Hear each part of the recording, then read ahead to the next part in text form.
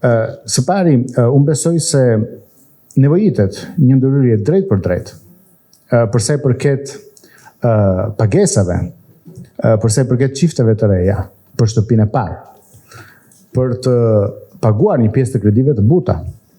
Plani jonë është që në 4 vite të financohen minimalisht 20.000 çifte të reja për shtëpinë e tyre të parë, për ta bërë jetën e tyre më të thjeshtë. Imagjinoni se çfarë po ndodh në qytetet kryesore të Shqipërisë me vlerën për metër katror.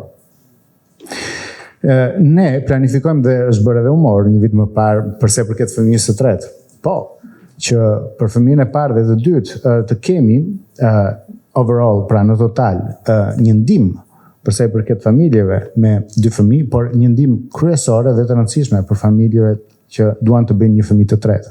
Dhe ishte 20.000 euro, shuma e të gjitha benefiteve që do t'i jepeshin këtyre familjeve. Do thonë ju, është kjo 20.000 euro, kështu me radhë. E dini ju që sot në Shqipëri fatkeqësisht nuk lindin më shumë se 20 deri 25 fëmijë. Dhe familjet që kanë një fëmijë të tretë janë vetëm 2.000. E gjithë kjo masë do kushtonte jo më shumë se 20 milion euro. Në një buxhet që është mbi 8 miliard euro, 0.5% të buxhetit të shtetit.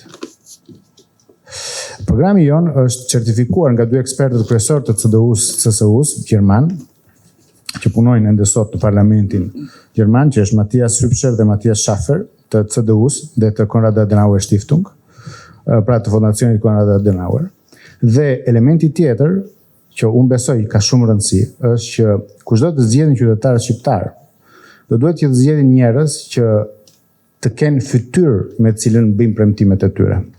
Ne nuk mundet të premtojmë ulje taksash ose më pak korrupsion, gjë që është problemi kryesor sot në Shqipëri, nëse kemi drejt për drejt probleme me spakun, siç kanë 2 partitë kryesore sot në Shqipëri. Gjërat që mund të themi janë shumë të bukura, por duhet jemi të besueshëm. Atëherë, elementi minimal është se paku mos të kemi probleme me drejtësinë, është bazike.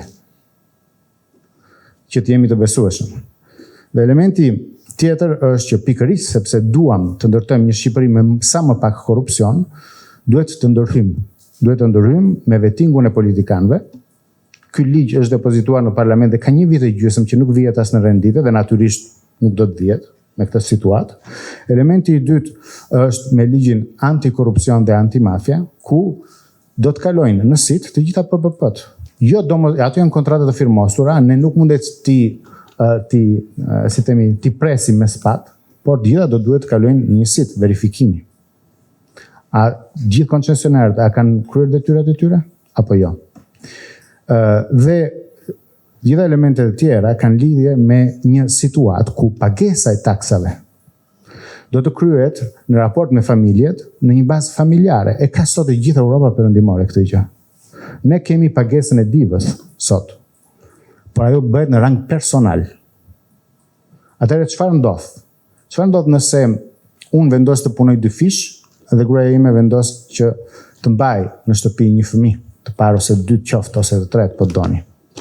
Atëherë, ideja është që unë tatojmë shumë më shumë. Nëse do të rinim të 2 në punë, do të tatoheshim shumë më pak me këtë sistem tatimor, progresiv që kemi sot. Kështu që sistemi tatimor duhet jetë, për mendimin tim, i shesht, konkurrues dhe në bazë familjare. Sepse kush ka 1 ose 2 fëmijë, nuk ka shpenzimet dhe i ka shumë më të larta në raport me një çift që ende nuk kanë fëmijë. Pra, kjo gjë duhet marrë parasysh. Tatimi mbi fitimin duhet të jetë 9% dhe i shesht, sepse Shqipëria duhet të jetë konkurruese në raport me vendet e tjera të rajonit, siç është Malizi që ka 9%. Dhe natyrisht në këtë sens është e domosdoshme një mirë menaxhim të paras publike.